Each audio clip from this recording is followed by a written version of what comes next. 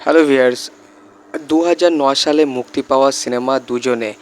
আমি আজকে এই মুভিটি নিয়ে আলোচনা করব এবং সিনেমার গল্প অবশ্যই আপনাদেরকে বলবো। এই সিনেমাটা মুক্তি পেয়েছিল 17ই সেপ্টেম্বর 2009 সালে। এই সিনেমাটা পরিচালনা করেছিলেন রাজীব কুমার বিশ্বাস আর সঙ্গীত দিয়েছিলেন জিৎ গাঙ্গুলি। এই মুভিটি ডিস্ট্রিবিউট করেছিল এসকে মুভিজ। আর এই সিনেমাটা বক্স অফিসে বেশ সাফল্য পেয়েছিল বলে আমি জানি। সিনেমাটার বাজেট ছিল 2 কোটি টাকা আর সিনেমাটার বক্স অফিস কালেকশন ছিল 6 কোটি টাকা প্লাস।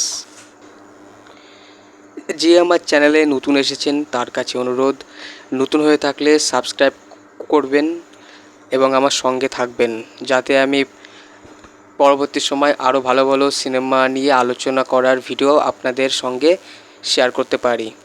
তো ভিউয়ার্স, এই সিনেমাটা পরিচালনা করেছিলেন রাজীব কুমার বিশ্বাস আর এই সিনেমাটি মুক্তি পেয়েছিল 2009 সালে। এই সিনেমাটার প্রোডাকশন কোম্পানি হচ্ছে এসকে মুভিজ এবং এসকে মুভিজই এই সিনেমাটা ডিস্ট্রিবিউট করেছিল। এই সিনেমার গানগুলো হয়তো আপনাদের অনেকেরই মনে আছে, হয়তো আপনারা অনেকে এই গানগুলো এখনও শোনেন, ভালোবাসেন। তো আমি এই সিনেমার গানগুলো খুব পছন্দ করতাম এবং আমার মনে হয় আমার বয়সী যারা ছেলে মেয়ে আছে তারাও এই সিনেমার গানগুলো পছন্দ করতো বা অনেকে হয়তো এখনও করে।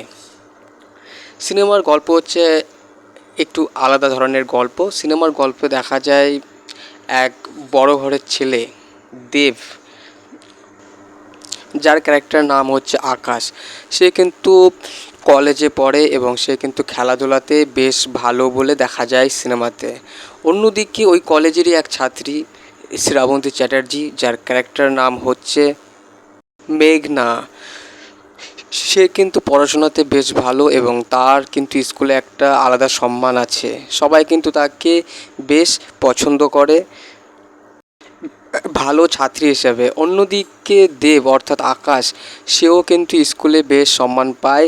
সে কিন্তু পড়াশোনায় অতটা ভালো না, সে কিন্তু খেলাধুলাতে সবার থেকে এগিয়ে থাকে, সেই জন্য তারও একটা ভালোবাসার জায়গা থাকে।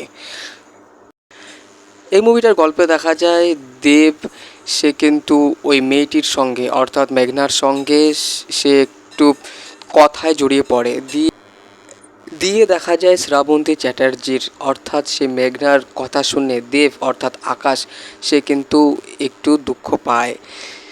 দিয়ে যাই হোক, তাদের মধ্যে কিন্তু একটু রাগারাগির ব্যাপার চলে। দিয়ে পরে কিন্তু তারা একে অপরকে পছন্দ করতে থাকে। দিয়ে সে মেঘনার কাছে অর্থাৎ শ্রাবন্তী চ্যাটার্জির কাছে দেব কিন্তু সে একটু পড়াশোনা শিখতে চায়। দিয়ে তার কিন্তু খেলাধুলার প্রতি সেরকম আর ইন্টারেস্ট থাকে না আগের মতো। দিয়ে শ্রাবন্তী চ্যাটার্জির সঙ্গে তার কিন্তু একটা ভালো বন্ধুত্ব শুরু হয় বলে দেখা যায়। আর সেই বন্ধুত্ব থেকে শুরু হয়ে যায় তাদের ভালোবাসার গল্প। দিয়ে তারা একে অপরকে ভালোবেসে ফেলে। দিয়ে ব্যাপারটা যখন মেয়েটার বাড়ি থেকে জানতে পারে তখন কিন্তু মেয়েটার উপরে তার বাড়ি থেকে অনেক সমস্যা দেখা দেয়। আর ঠিক অপর দিকে দেবের বাড়িতেও কিন্তু সেই মেয়েটির ভালোবাসা নিয়ে দেবকে অনেক সমস্যার মধ্যে পড়তে হয়। দিয়ে তাদের ওই ভালোবাসার সম্পর্ক কোনো পরিবার থেকে মেনে নিতে চায় না। দিয়ে তারা কিন্তু একে অপরকে ছাড়া বাঁচবে না, এরকম একটা ব্যাপার চলতে থাকে। দিয়ে মেয়েটার বাড়ি থেকে মেয়েটাকে কিন্তু খুব গার্ডে রাখা হয়। অন্যদিকে সে ছেলেটা অর্থাৎ আকাশ সেও কিন্তু অনেকটা সমস্যার মধ্যে থাকে বলে দেখা যায়। পরে যাই হোক, তারা একে অপরের কাছ থেকে কিছু সময় দূরে থাকে সেটা দেখা যায়। দিয়ে পরে অনেক কষ্টে তারা এক হয়। দিয়ে তাদের পিছনে একটা কিন্তু গুন্ডা পড়ে থাকে। সেই গুন্ডাটা কিন্তু দেবের অর্থাৎ আকাশের বাবারই লোক।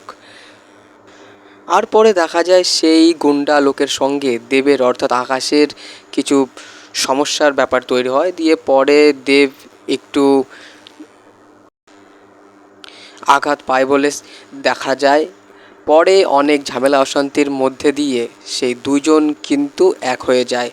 তো ভিউয়ার্স, এই ছিল সিনেমার সংক্ষিপ্ত গল্প। আশা করি আপনারা গল্পটা বুঝতে পেরেছেন। তো ভিউয়ার্স, এই সিনেমাটা মুক্তি পেয়েছিল 17ই সেপ্টেম্বর 2009 সালে আর এই সিনেমাটি পরিচালনা করেছিলেন রাজীব কুমার বিশ্বাস। এই মুভিটা ডিস্ট্রিবিউট করেছিল এসকে মুভিজ এই সিনেমাটার প্রোডাকশন কোম্পানি হচ্ছে এসকে মুভিজ। এই সিনেমাটা প্রডিউস করেছিলেন অশোক ধানুকা। এই মুভিটার বাজেট দেখা গেছে 2 কোটি টাকা, আর সিনেমাটার বক্স অফিস কালেকশন দেখা গিয়েছে 6 কোটি টাকা প্লাস। এই মুভিটার গানগুলো কিন্তু বেশ ভালো বলে আমার মনে হয়। আজও হয়তো এই সিনেমার গানগুলো লোকে পছন্দ করে। এই সিনেমাতে দেবের যে ক্যারেক্টারটা ছিল, সে ক্যারেক্টারটা আপনারা বুঝতে পেরেছেন কেমন ছিল। তো আমি বলছি এই সিনেমাতে দেবের অভিনয় বেশ সুন্দর ছিল বলে আমার মনে হয়। এই মুভিটার টাইটেল ট্র্যাকে দেবকে এবং শ্রাবন্তীকে একসঙ্গে ডান্স করতে দেখা যায়। তো তাদের ডান্স ওই টাইটেল ট্র্যাকে কিন্তু খুব সুন্দর ছিল বলে আমার মনে হয়। এই মুভিতে দেব ও শ্রাবন্তীর কিছু ইমোশনাল দৃশ্য দেখানো হয়েছে। তো আমার মনে হয় প্রত্যেক কটা ক্যারেক্টারের অভিনয় ঠিকঠাক ছিল। তো সাবস্ক্রাইব অবশ্যই করবেন। আমি একটা নতুন চ্যানেল খুলেছি, আপনাদের সাপোর্ট আমার অবশ্যই দরকার। আপনাদের সাপোর্ট পেলে হয়তো আমি আরও ভালো ভালো সিনেমা নিয়ে আলোচনার ভিডিও বানাতে পারবো।